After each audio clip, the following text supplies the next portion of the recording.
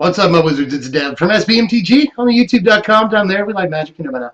In any case, today we're doing something that a lot of people ask me for, and I very rarely do, but I'm really excited about this deck. This is red-green land destruction in Modern. Again, usually I don't do Modern decks. It's only when I'm really stoked on a deck that I do it in Modern. I did Lantern Control last year. I did Soul Sisters the year before that. And I guess this time we're going to do Land Destruction because even though a lot of people take this deck as a joke, it is very serious and has good matchups against some of the best decks in the format. Seriously. So let me show you what it is. The first thing I probably need to show you is all the different Land Destruction cards in the deck. That makes some sense. So let me show you those. There's 10 different cards in the deck that destroy lands. Here they are. We're going to play 4 copies of Stone Rain, 4 copies of Mwonvuli Acid Moss, and 2 copies of Beast Within. Beast Within looks disadvantageous, but it busts everything up. Lands, of course, artifacts, creatures, planeswalkers, whatever. And it's instant speed. Instant speed is awesome, by the way, if you're playing against control decks, because they'll leave up mana for counter spells. But with Beast Within, you can just blow up a land at the end of their turn and then just play whatever you want to during your turn. That's actually really good. So Beast Within, even though, again, it gives them a 3/3, we can deal with that. That's not a big deal. We just want the ability to bust not only lands, but more or less any permanent, whatever. So that's awesome. For only 3 mana at instant speed, yeah, it's totally worth.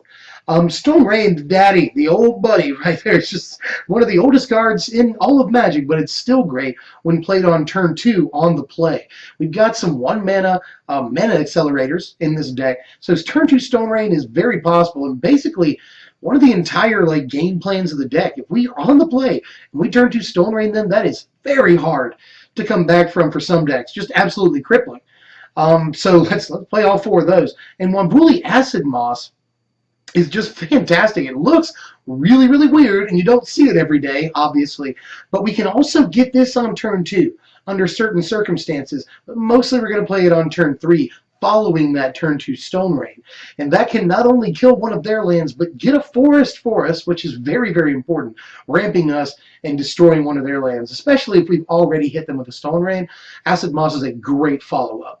But perhaps the most critical piece in the entire deck doesn't actually destroy lands. It just makes them useless. We're going to play 4 copies of Blood Moon in the deck. And the price is fairly high, but it's worth it if you're going to play this deck. It's the entire reason to play it in Modern, to be honest. You just destroy lands around Blood Moon and leave the lands that they still have completely useless to them. If they're playing mono red, if that happens, then Blood Moon is useless. But against every other deck in the format, which is a lot of decks, Blood Moon is just absolutely crippling to a lot of decks. So Blood Moon, gotta play all 4 copies because it makes the deck what it is. I promise you. Play Blood Moon. Do it. Now, if we're going to be getting these 3 mana cards on turn 2, and even sometimes these 4 mana cards on turn 2, then we have to play a fair amount of ramp, and all of our ramp is only going to cost 1 mana. We want to get it out on turn 1 so that we can start doing crazy stuff on turn 2.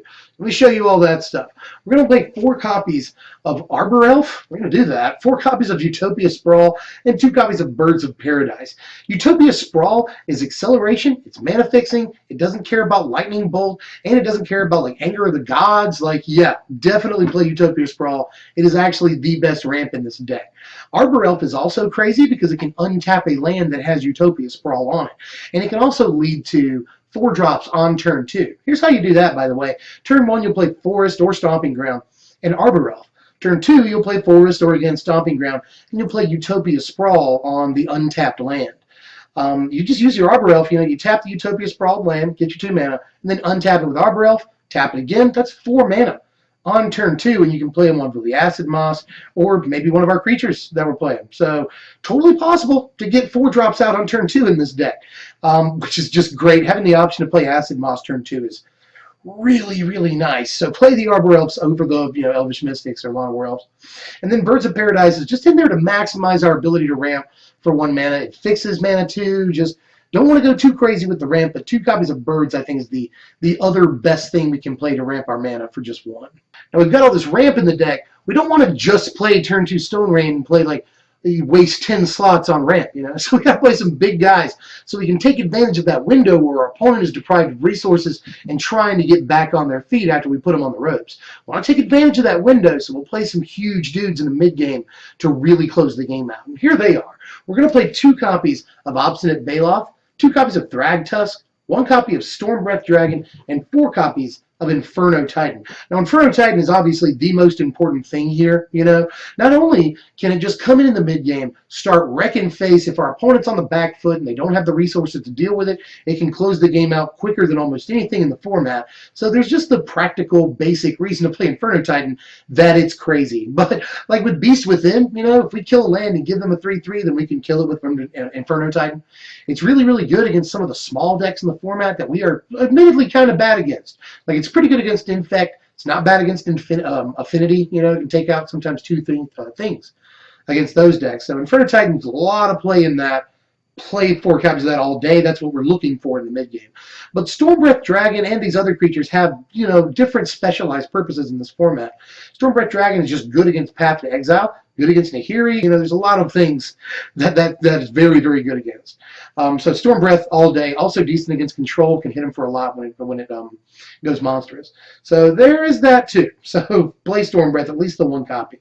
And then Thragtusk and Obstinate Baloth. Now, Baloth we can play sometimes on turn 2, and that's crazy against aggro, which again is our worst matchup. So if we have a crazy play available against them, then that is good for us. It's also decent against the 8-rack decks, obviously. It's an unboltable creature on turn 2 or 3, so that's good too. Just yes to Obstinate Baloth. It fills a lot of holes and is a great mid-range creature that puts us back into the game against our worst matchup. And then Thragtusk is sort of similar, you know, gains us the life, puts us back in the game. If they happen to bolt it, it gives us a creature. So also fine against aggro. We want to shore up our worst matchup. And these 2 creatures, Baloth and Thragtusk, help out a lot in terms of that. Let's finish it out with all the other spells that we're playing in the deck, because, you know, got to play some other spells. There's some removal in there. Got to tie up all the loose ends. Let me show you all those right now. We're going to play 3 copies of Bonfire of the Damned, 2 copies of Lightning Bolt, and 1 copy of Chandra Pyromaster. As far as the 3 copies of Bonfire, you'll often see 4 here, but I really don't like getting it in my opening hand, and usually we can draw it. If there's just 3 copies, we're a little bit more likely to miracle it, but not as likely to have it in our opening hand. I think 3 is the right number, but Bonfire can often end the game, and it can also just like blow out your opponent's side of the board sometimes. So Bonfire is still one of the best top decks in the format, if not the best, and it can just end the game. So let's play Bonfire. Definitely. Lightning Bolt, again, shoring up our matchups against aggro. You can just hit him for 3 to the dome. That's cool. Take out small planeswalkers, whatever. So a couple of copies of Lightning Bolt is good because we have access to red mana, and this is modern. And then Chandra Pyromaster, just again, ties up loose ends against some of these aggro decks. So at least the 1 copy, but I don't want to see her all day. And here's the mana base right here. There's only 21 lands in the deck because we're playing all of that ramp. It's all at 1 mana.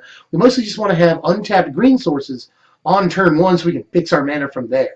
So this is basically a bunch of things that fetch green mana and then green mana and Stomping Grounds. And we'll throw a Mountain in for good measure because we want to be able to like play Blood Moon, you know, before it just goes into effect. So yeah, it's pretty simple mana base. Here it is.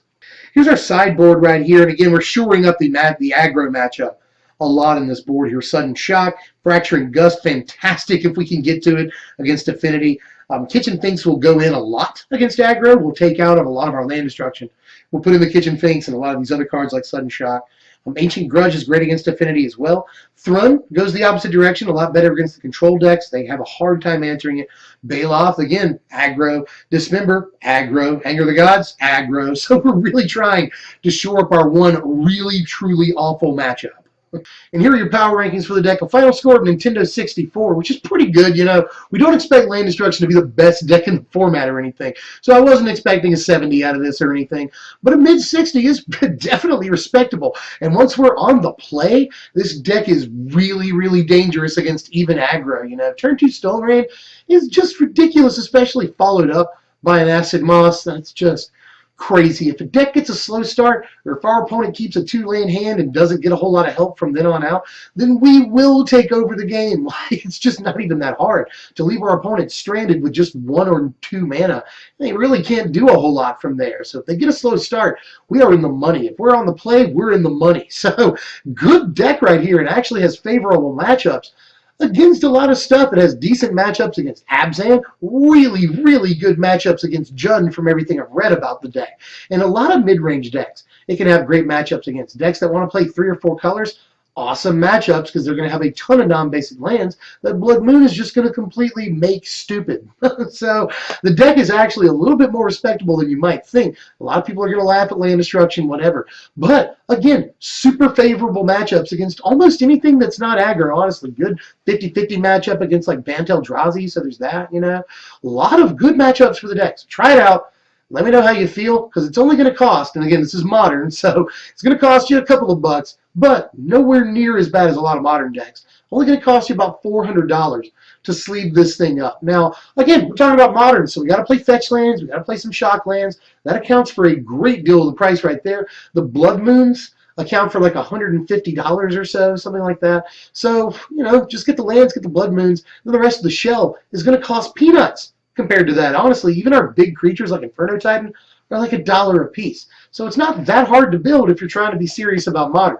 And yes, I do think you can play this deck, especially at an LGS, and be serious about modern. It's a lot of fun. It can take out more things than you might think, and in certain situations where you're on the play or they get mana screwed, the deck is it's just a lot harder to beat. I was going to say nearly unbeatable. It's not. If you're on the play, it's just really, really hard for them to beat. And if they get mana screwed, you're almost certainly going to win. That's where you're unbeatable. So try this thing out. It's actually really, really, really cool. I like it. I put my seal of approval on it. Again, I don't do much modern, but when I do modern, it's a deck I believe in, and I believe in this. A lot of fun. Try it out. But by the way, we're also really good against Tron, Scapeshift, and Jeskai and Grixis Control. So more awesome matchups. Just try it out. I'm telling you, the deck looks good. Fantastic deck. I promise you, I like the deck. But anyway, I can gush about it all night. You let me know how you feel now. Go to the comments section. Tell me how you feel about the deck. Is it too weird? You know, there's some new players that have never seen land destruction before. I'm telling you, the deck is really dumb. And like, even newer players, the idea of blowing up lands, like blowing up one land your opponent needs to make their white mana or whatever, like, is diabolical. So try the stupid thing out and let me know how you feel about it. And in the meantime, you can like the video if you like the video. That would be awesome. You can go check out, if you're watching this in Kaladesh Standard, you can go check out the Kaladesh Standard Land Destruction deck that I released concurrent to this video. It's not as good, but it's still, you know, Land Destruction in Standard. That's at least interesting. So try it out. And I will see you guys next time. Oh, sub if you're new. I haven't finished the YouTube pitch yet, I guess. Sub if you're new, and I'll see you guys next time. I'm Dev from SBMTG. Thanks for watching, my wizards.